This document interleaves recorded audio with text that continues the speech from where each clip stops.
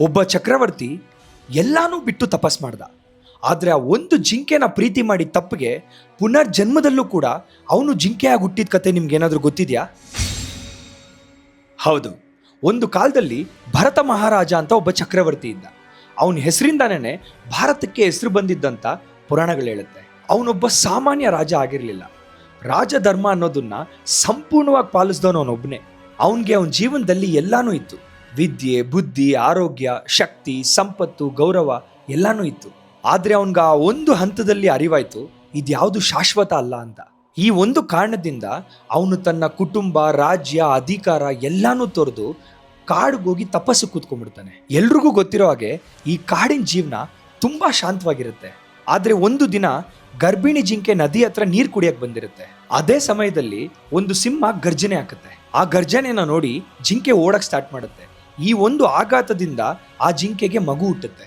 ಆದ್ರೆ ವಿಧಿ, ತಾಯಿ ಜಿಂಕೆ ಸತ್ತೋಗುತ್ತೆ. ಆದ್ರೆ ಆ ಮರಿ ಜಿಂಕೆ ಒಂಟಿಯಾಗೆ ಉಳಿಯುತ್ತೆ.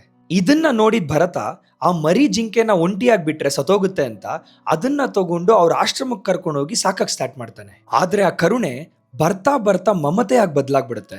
ಬರ್ತಾ ಬರ್ತಾ ಭರತಂಗೆ ಅವ್ನು ಏನಿಗೆ ಬಂದೆ ಕಾಡ್ಗೆ ಅನ್ನೋದೇ ಮರ್ತೋಗ್ಬಿಟ್ಟಿರ್ತಾನೆ. ತಪಸ್ಸನ್ನು ಮರ್ತೋಗಿರ್ತಾನೆ. ಬರೀ ಜಿಂಕೆ ಜೊತೆ ಆಟ ಆಡೋದು, ಅದಕ್ಕೆ ಊಟ ತಿನ್ಸೋದು, ಅದನ್ನ ಹುಡುಕೋದು, ಇದ್ರಲ್ಲೇ ಕಾಲ ಕಳೆದ್ಬಿಡ್ತಾನೆ. ಧ್ಯಾನನೂ ಕಡಿಮೆ ಆಗೋಗುತ್ತೆ. ಮನಸ್ಸು ದೇವ್ರ ಕಡೆ ಇರಬೇಕಾಗಿದ್ದು ಜಿಂಕೆ ಕಡೆ ತಿರುಗ್ಬಿಡುತ್ತೆ. ಆದ್ರೆ ಆ ಒಂದು ದಿನ ಅಚಾನಕ್ ಆಗಿ ಜಿಂಕೆ ಕಣ್ಮರೆ ಆಗೋಗುತ್ತೆ. ರಾಜ ಹುಡ್ಕಾಡಿದ ಜಾಗಗಳೇ ಇರಲ್ಲ. ಪ್ರತಿಯೊಂದು ಕಾಡು, ಬೆಟ್ಟ, ಗುಡ್ಡ ಎಲ್ಲ ಕಡೆ ಹುಡುಕ್ತಾನೆ. ಆದ್ರೆ ಎಲ್ಲೂ ಸಿಗಲ್ಲ. ಕೊನೆಗಾಲದಲ್ಲಿ ಅವನ್ ಸಾವು ಅನ್ನೋ ಪರಿಸ್ಥಿತಿ ಬಂದಾಗ್ಲೂ ಕೂಡ ಆ ಜಿಂಕೆ ಸಿಗಲ್ಲ. ಕೊನೆಗೆ ಅವನ್ ಸಾಯೋವಾಗ್ಲೂ ಕೂಡ ಅವನ ಮನಸ್ಸು ಜಿಂಕೆಯಲ್ಲೇ ಇರುತ್ತೆ. ಕರ್ಮ ಅನ್ನೋದು ಯಾವ್ದ್ರ ಪ್ರಕಾರ ಇದೆ ಅಂದ್ರೆ, ಸಾಯೋವಾಗ ಮನುಷ್ಯ ಯಾವ್ದ್ರ ಬಗ್ಗೆ ಯೋಚನೆ ಮಾಡಿ ಸಾಯ್ತಾನೋ ಅವನ್ ಮುಂದಿನ ಜನ್ಮ ಹಾಗೆ ಇರುತ್ತೆ ಅಂತ. ಎಸ್, ಭರತ ಮುಂದಿನ ಜನ್ಮದಲ್ಲಿ ಜಿಂಕೆ ಆಗೇ ಹುಡ್ತಾನೆ. ಆದ್ರೆ ಇಲ್ಲಿ ಒಂದು ಟ್ವಿಸ್ಟ್ ಇರುತ್ತೆ. ಅವನ್ಗೆ ಹಿಂದಿನ ಜನ್ಮದ ಎಲ್ಲಾನು ನೆನಪಿರುತ್ತೆ. ಆದ್ರೆ ಹಿಂದಿನ ಜನ್ಮದ ತಪ್ಪನ್ನ ನೆನೆಸ್ಕೊಂಡು ಪಶ್ಚಾತ್ತಾಪ ಪಡ್ತಾನೆ ಇರ್ತಾನೆ. ಛೇ, ಎಂತ ದೊಡ್ಡ ತಪ್ಪು ಮಾಡಿದೆ ನಾನು ಅಂತ. ಮುಂದಿನ ಜನ್ಮದಲ್ಲಿ ಹೇಗೆ ಅವನು ದೊಡ್ಡ ತಪಸ್ವಿ ಆಗ್ಬೇಕು ಅನ್ನೋದನ್ನ ಈಗಿನ ಜಿಂಕೆ ಜನ್ಮದಲ್ಲೇ ಸಿದ್ಧಪಡಿಸ್ಕೊಂಡು ಬರ್ತಿದ್ದ. ಪ್ರತಿಯೊಂದು ಋಷಿಗಳ ಆಶ್ರಮದ ಬಳಿ ತಿರುಗಾಡ್ತಾ ಇರ್ತಾನೆ. ಮಮತೆ ಹಾಗೂ ಕರುಣೆಯಿಂದನೂ ತುಂಬಾ ದೂರ ಇರ್ತಾನೆ. ಹೀಗೆ ಅವನು 2ನೇ ಜನ್ಮನೂ ಮುಗ್ದೋಗುತ್ತೆ.